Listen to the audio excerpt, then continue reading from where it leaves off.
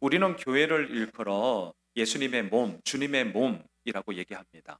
또한 예수님을 교회의 머리라고 우리는 얘기를 하죠. 자, 한번 보세요. 교회는 주님의 몸이요, 그 교회의 머리는 예수님이다 라는 이 말은 우리로 하여금 한없이 겸손하게 만듭니다.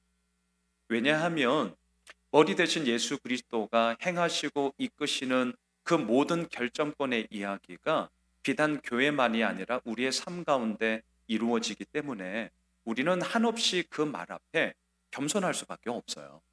자, 또한 교회는 주님의 몸이다. 그리고 그 머리 대신 예수 그리스도가 우리의 모든 것이다. 이게 우리에게 진짜가 될 때는 반대로 한없이 단호해집니다. 단호해져요. 자, 이유가 뭐죠? 세상에 그 어떠한 상황이 있다 할지라도 예수 그리스도만이 길이요 진리요 생명이다는 이 너무나 분명한 진리가 우리 가운데 확증되었기 때문에 흔들리더라도 넘어지지 않고요. 행여나 넘어졌다 할지라도 다시금 일어나 우리는 당당하게 나아갈 수 있는 그 믿음의 기백, 그 결기가 우리들 가운데 단호함을 주기 때문이죠. 자, 교회는 주님의 몸이다. 그 몸 대신 예수 그리스도는 교회의 머리다. 이것은 우리로 하여금 한없이 겸손하게 하고 또 한없이 단호하게 만들어요. 자, 이게 교회의 메시지란 말이죠. 우리는 지난주 안디옥 교회를 보았습니다. 이방인 최초의 교회였습니다. 몇 사람으로부터 시작했습니다. 하지만 주의 손이 그들과 함께 하심에 놀라운 부흥의 역사가 일어났습니다. 이것뿐만이 아닙니다. 그들이 십시일반 흉년으로 인하여 어려움을 당하고 있는 유대인 형제들을 돕고자 구제 헌금까지 보냈습니다. 그리고 최초로 그리스도인이라는 호칭을 얻기까지 했습니다. 이방인의 최초의 교회 안디옥 교회, 너무나도 놀라운 교회였어요. 자, 오늘 본문에는 또 다른 교회가 나옵니다. 예루살렘 교회입니다. 이 예루살렘 교회 역시 너무나 모범적인 교회예요. 사도행전 2장을 보면 모든 성도들이 다 함께 모여 물건을 서로 나누었습니다. 유무상통했습니다. 이뿐만이 아니에요. 재산과 소유를 팔아 각 사람의 필요를 채워줬습니다. 날마다 마음을 같이하여 성전에 모였고 이것도 모자라 각자의 집에서 떡을 떼며 믿음의 교제를 나누지 않았습니까? 그런데 이게 웬일이에요? 이렇게 모범적인 예루살렘 교회에도 어려움이 발생했습니다. 오늘 본문 1절 2절을 보십시오. 그때에 헤로드 왕이 손을 들어 교회 중에서 몇 사람을 해하려 하여 요한의 형제 야고보를 칼로 죽이니. 그동안 유대인들의 핍박과 박해는 사실 계속 있었습니다. 4장에서 베드로와 요한은 감옥에 갇혔습니다. 5장에서는 사도들이 감옥에 갇혔습니다. 7장에서는 스데반이 순교를 당했습니다. 8장에서는 너무나 큰 박해로 인해 예루살렘 교회 성도들이 여기저기 흩어질 수밖에 없었습니다. 자, 이러한 가운데 오늘 본문 12장에서 예수님의 제자들 가운데 처음으로 야고보가 순교를 하고 있습니다. 자, 보세요. 저는 오늘 본문을 통해 두 가지를 나누고자 합니다. 첫 번째, 왜 야고보는 죽고 이제 우리가 보겠지만 베드로는 살았지? 궁금하지 않으세요? 자, 다시요. 첫 번째, 왜 야고보는 죽고 베드로는 삽니까? 누군 죽고 누군 살고 뭐예요? 두 번째, 오늘 본문에 보시면 예루살렘 교회 성도들이 엄청나게 간절히 기도했다고 하는데 뭘 위해 기도했을까? 저는 오늘 본문을 이 두 가지 질문으로 함께 좀 보고자 합니다. 첫 번째, 왜 야고보는 죽고 베드로는 살았죠? 자, 헤롯이 야고보를 죽였습니다. 그러자 그를 향한 지지율이 엄청나게 올랐어요. 오늘 본문 3절을 같이 읽읍시다. 3절 시작. 유대인들이 이 일을 기뻐하는 것을 보고 베드로도 잡으려 할세 때는 무교절 기간이라. 오늘 본문에 나오는 헤롯은 정확하게 말씀드리면 헤롯 아그리파 1세입니다. 헤롯 가문은 정통 유대인이 아닙니다. 에서의 후손인 에돔 혈통입니다. 이방인이에요. 그럼에도 불구하고 로마 황제를 위한 끝없는 아첨과 압으로 유대인의 왕의 자리에 올랐습니다. 하지만 정통성이 없습니다. 명분이 없습니다. 그래서 늘 불안해했습니다. 그러다 보니 유대인들의 민심을 어떻게 하면 잡을 수 있을까? 이것이 초미의 관심사였고요. 유대인들이 죽도록 싫어하는 그리스도인들을 잡아 죽임으로 이 유대인들의 민심을 얻는 수단으로 이 헤롯 아그리파 1세가 지금 악용하고 있습니다. 자, 헤롯은 첫 번째 시범 케이스로 야고보 사도를 참수형에 처했습니다. 아니나 다를까 그를 향한 지지율이 여론조사를 했는데 와, 지지율 상승이 막 엄청나게 오르는 거예요. 얼마나 좋습니까? 자, 헤롯은 이 기세를 더더욱 몰아서 물 들어왔을 때 노져야 된다고 이 지지율을 더욱더 내가 확고히 하리라. 어떻게 합니까? 베드로를 잡아요. 오늘 본문 4절을 보십시오. 같이 읽읍시다. 잡음에 옥에 가두어 군인 내식인 내패에게 맡겨 지키고 6월절 후에 백성 앞에 끌어내고자 하더라.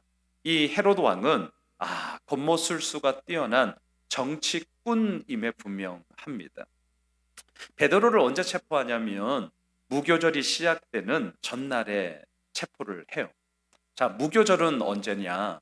6월절이 1월 14일, 그리고 바로 연이어 15일부터 22일, 7일간, 일주일간 하나님께서 출애굽을 하여 주신 자유와 해방을 기뻐하며 감사하고자 이스트, 누룩을 넣지 않은 딱딱한 빵을 먹는다 해서 무교, 이스트가 없다. 그렇게 일주일을 보낸 명절입니다. 여기서 중요한 것은 명절이에요. 명절. 여러분 보세요. 오늘날도 마찬가지예요. 명절, 밥상 민심을 잡는 게 정치인들에게 있어서는 아주 중요한 포인트입니다. 지금도 마찬가지예요. 그래서 정치인들이 명절 전날 어떻게 하죠? 자신들에게 유리한 이슈를 만들고자 엄청나게 노력합니다. 지금은 더해요.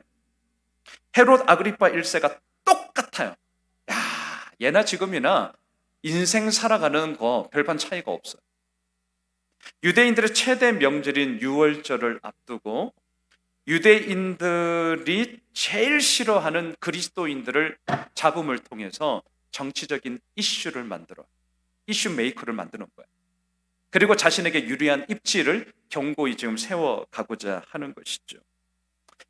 베드로가 잡혔다는 소식이 파다하게 퍼졌습니다. 그리고 이 무교절이 끝나면 이제 야고보처럼 베드로 역시 참수형에 당할 거다. 이거 누구나 다 예측할 만한 사실이었습니다.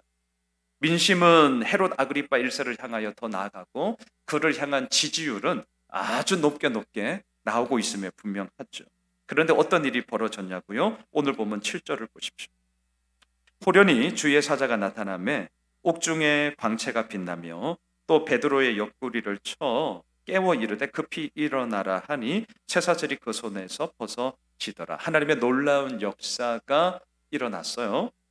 삼엄한 경비를 뚫고 감옥에서 나와 베드로는 성도들이 모여있던 마가의 집에 다다르게 되었습니다. 자, 이게 이제 오늘 본문의 내용이에요. 저를 보세요. 오늘 첫 번째 질문. 야고보는 죽었어요. 베드로는 이렇게 살았어요. 이유가 뭐죠? 너무 불공평한 거 아니에요?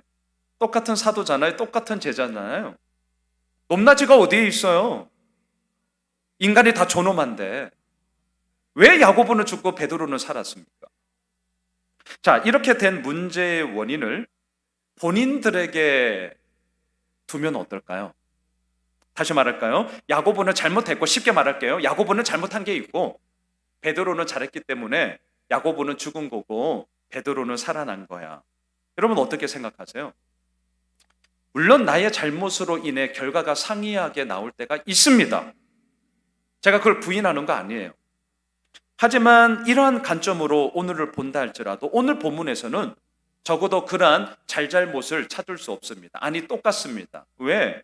야고보, 가룟 유다처럼 배신한 게 아니에요. 야고보 오히려 담대히 복음을 전했습니다. 핍박과 박해 가운데서도 예루살렘 교회 성도들과 함께 그 교회를 지키며 그 자리를 굳건히 세워나갔습니다. 야고보는 잘못했기 때문에 죽었고 베드로는 잘했기 때문에 살은 거다. 아닙니다. 이런 거 아니에요. 그럼 왜 야고보는 죽고 베드로는 살았죠? 어떤 분들은 오늘 본문 5절, 제가 이제 뒤에서 보겠지만 5절을 근거로 이렇게 말씀하세요. 예루살렘 교회 성도들이 베드로를 위해 간절히 하나님 앞에 기도했기 때문에 베드로가 살게 되었다. 자, 그러면서 이렇게 말씀하세요. 여러분, 중보 기도의 힘이 얼마나 강력한가? 우리 역시 이러한 어려움과 아픔, 낙심과 절망이 있을 때 기도해야 합니다. 그러면 베드로가 경험했던 놀란 하나님의 역사하심을 우리 역시 맛보아 알게 될 것입니다. 이런 식으로 말씀을 전하는 것을 제가 들은 적이 있습니다. 여러분, 중보 기도에 대한 이러한 말씀 맞아요? 맞습니다. 그래서 우리 교회 역시 중보기도팀이 성도님들의 긴급한 기도 제목이 있거나 아니면 교회에 굵직굵직한 사역이나 행사가 있을 때는 지금도 열심히 기도하고 계십니다. 그런데 여러분 잘 보세요. 이러한 중보기도가 있었느냐 없었느냐가 오늘 첫 번째 질문, 왜 야고보는 죽고 왜 베드로는 살았나, 이것에 대한 대답이 된다면 반은 맞고 반은 틀린 거예요. 왜 반은 맞았냐? 분명히 오늘 본문 5절, 간절히 예루살렘 교회 성도들이 베드로를 위해 기도한 것은 사실이기 때문입니다. 네, 이걸 도외시할 수는 없어요. 반은 맞아요. 하지만 반은 틀렸어요. 왜 틀렸다라고 얘기할 수 있나고요? 생각해 보세요. 그렇다면 순교한 야고보를 위해서는 예루살렘 교회 성도들이 기도 안 했을까요? 어떻게 생각하세요? 예루살렘 교회 성도들, 여러분들 만만한 분들로 보시면 안 됩니다. 어줍지 않은 분들로 보시면 안 돼요. 그냥 일요일이 되어서 오늘 오전에 교회 가서 예배 드리고 점심 밥 먹고 이제 오후에 놀러 갈까? 이런 수준의 성도들 아니에요. 이들 만만한 분들 아닙니다. 엄청난 믿음의 견고함을 가지고 있는 성도들이에요. 그러한 이들이 베드로를 위해서는 간절히 기도했는데 야고보를 위해서는 기도 안 했다? 이건 설득력이 없습니다. 아니, 야고보를 위해서도 간절히 기도했음에 분명해요. 자, 그렇다면 왜 야고보는 죽었고 베드로는 살았는가? 저는 이렇게 말씀드리고 싶습니다. 사명 때문이에요. 사명 때문입니다. 야고보는 야고보대로, 베드로는 베드로대로 각기 하나님의 쓰임이 달랐기 때문입니다. 오늘 본문에 나오는 야고보의 순교는 예루살렘 교회를 더욱더 견고히 세우는 기초돌이 되었습니다. 또한 오늘 본문의 베드로는 감옥에서 나와 살았지만 그 이후 뭐 했나? 몸살이고 숨어 있었나? 아니요. 더욱더 담대히 예수 그리스도의 복음을 전했습니다. 그리고 베드로 역시 결국 어떻게 되었습니까? AD 67년 베드로는 십자가에 거꾸로 달려 죽었다. 물론 성경에 나오진 않습니다. 하지만 기독교 전승에 따르면 그의 마지막이 순교로 끝났다라는 사실을 우리는 알고 있습니다. 자, 오늘 첫 번째 포인트. 왜 야고보는 죽었고 베드로는 살았나? 하나님께서 각 사람에게 주신 사명 때문이에요. 지금 내가 살아있다. 지금 내게 주어진 삶의 현장이 있다. 잊지 마십시오. 바로 그것이 하나님이 내게 주신 사명입니다. 우리가 매일 로마서 말씀을 묵상하고 있는데요. 여러분 자막을 한번 보십시오. 사도 바울이 이렇게 고백을 하고 있습니다. 우리 14장 8절 함께 고백합시다. 시작. 우리가 살아도 주를 위하여 살고 죽어도 주를 위하여 죽나니 그러므로 사나 죽으나 우리가 주의 것이로다. 야고보의 죽음 너무나도 값진 순교의 피 흘림이었습니다. 베드로의 살아남, 그가 감당해야 할 사명이 아직 남아 있었기 때문입니다. 여러분, 살아도 주를 위하여 살고 죽어도 주를 위하여 죽나니 그러므로 사나 죽으나 우리는 주님의 것입니다. 그러한 사명이 오늘도 우리를 이끌어가기 때문에 지금 우리에게 이런 모든 삶의 시간들과 삶의 현장들을 허락하여 주셨습니다. 자, 두 번째. 예루살렘 교회 성도들이 간절히 기도했던 것은 뭘까? 여러분 어떻게 생각하세요? 저는 이전까지만 해도 이 질문에 대해서 너무 쉽게 생각했어요. 뭘 위해 기도해? 지금 베드로 사도가 감옥에 갇혀 있으니까 살려달라고 기도했겠지. 여러분 그렇지 않으세요? 저 이전까지만 해도 이렇게 생각을 했었어요. 그런데 이번에 말씀을 묵상하고 설교를 준비하면서 제 마음에 계속해서 뭔가 이렇게 올라오는 반문이 있었습니다. 양 목사, 진짜 너 그렇게 생각해? 정말 그럴까? 이전에 단 한 번도 제가 생각하지 못했고 마음에 그런 부대낌이 없던 것이 이번 주 저희가 많이 부대꼈어요. 다시요. 뭘 위해 기도해? 감옥에 갇혀 있으니까 풀려나게 해달라고, 살려달라고 기도했겠지. 진짜 이전까지만 해도 저 이렇게 생각했거든요. 진짜 그럴까? 여러분 어떻게 생각하세요? 왜 이런 반문이 들었냐면 이유가 있습니다. 베드로가 감옥에서 풀려났어요. 그리고 성도들을 찾아왔어요. 자, 성도들의 반응을 보시면 뭔가 좀 상식적이지가 않아요. 상식적이지 않습니다. 자막을 보십시오. 오늘 본문 13절로 15절. 베드로가 대문을 두드린데 로데라 하는 여자아이가 영접하러 나왔다가 베드로의 음성인 줄 알고 기뻐하여 문을 미처 열지 못하고 달려들어가 말하되 베드로가 대문 밖에 섰더라 하니 그들이 말하되 네가 미쳤구나. 여자아이는 힘써 말하되 참말이다. 그들이 말하되 그러면 그의 천사라 하더라. 자, 여러분 뭔가 좀 이상하셔야 돼요. 자, 보세요. 우리가 지난달 지금 우리 저 중간에 우리 김남수 집사님이 계세요. 지난달 정말 건강을 위해서 우리 모든 성도님들이 간절히 기도했었습니다. 물론 지금도 더욱더 온전한 치유와 회복을 위해 우리 모두가 기도하고 있습니다. 근데 보세요. 하나님께서 은혜를 정말 주셔서 중환자실로 가야 되냐 마냐 되냐 그런 상황 가운데 오히려 퇴원을 하게 되는 상황이었어요. 그리고 주일이 되어서 이제 우리 집사님이 오셨어요. 자, 집사님을 본 우리들의 반응 어떠했습니까?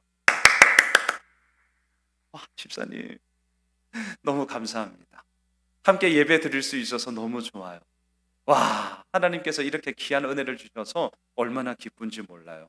하나님 감사합니다. 할렐루야. 우리가 이랬죠. 지금 소설이 아니에요. 우리가 이랬다고요. 얼마나 감사했으면 새가족팀에서는 꽃다발까지 준비해서 우리 집사님을 마음 다해 환영했단 말이죠. 여러분 이게 정상적인 반응이에요. 이게 지극히 상식적인 반응이라고요. 아니 이거는 예수를 믿고 안 믿고를 떠나 이 땅을 살아가는 사람이라면 내가 그렇게 소망했던 게 이루어졌어. 그리고 그 실체가 지금 내 앞에 있어. 할렐루야죠. 이게 상식적인 반응 아니에요?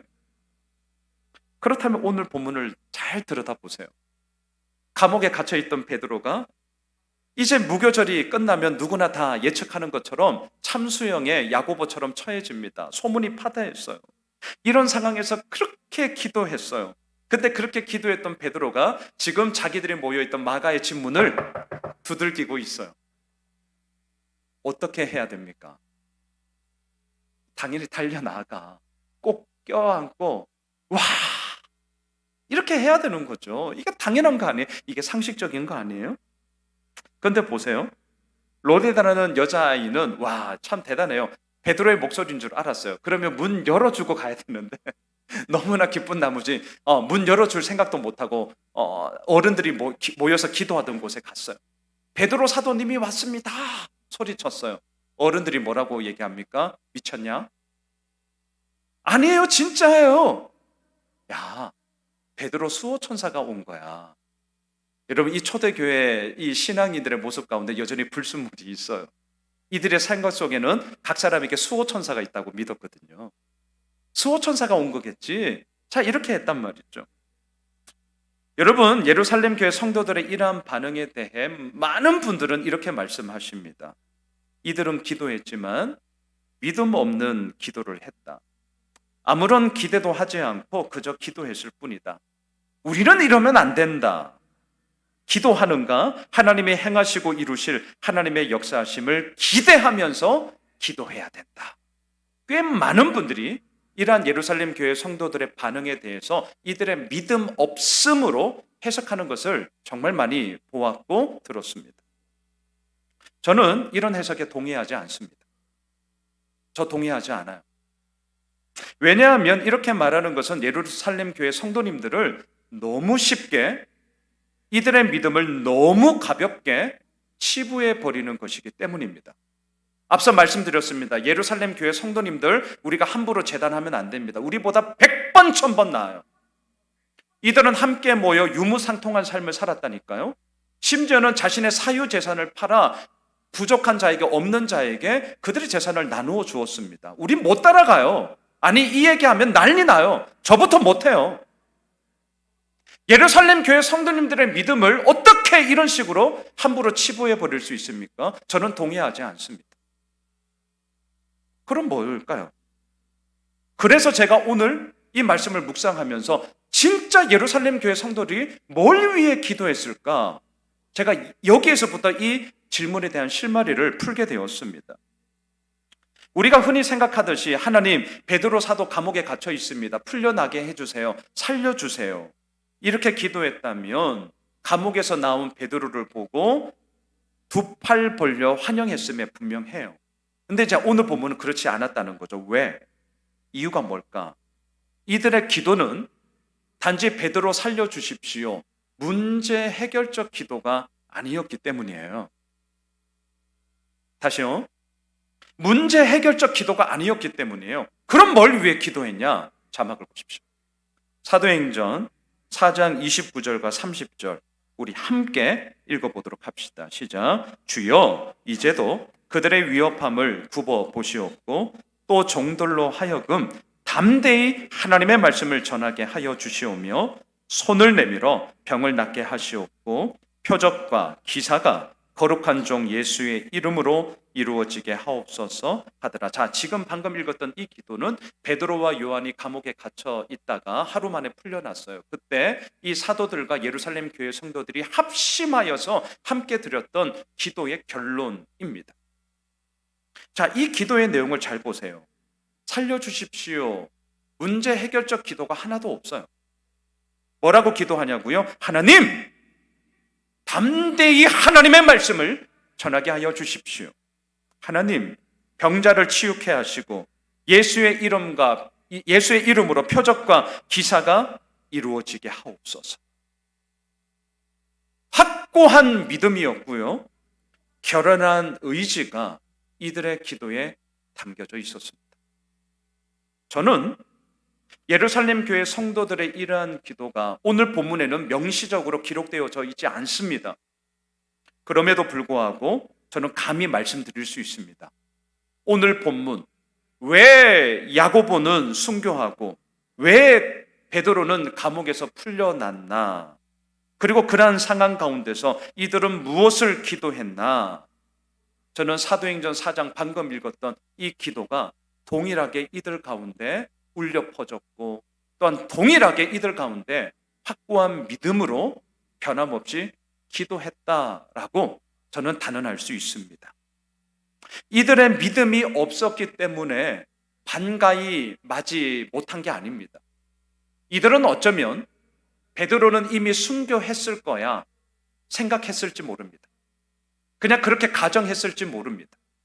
그럼에도 불구하고 하나님, 야고보 사도가 순교했고 베드로 사도가 순교했을지라도 하나님의 말씀은 계속해서 전파되어져야 합니다.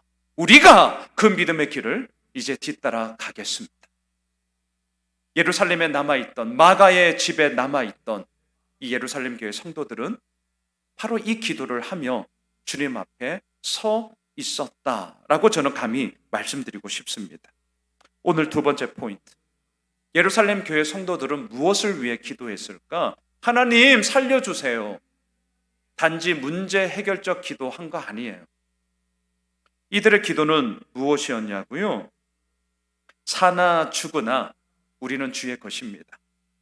이 믿음 가지고 담대히 하나님의 말씀을 전하며 사명을 다하는 자 되겠사오니 주님, 우리를 사용하여 주옵소서.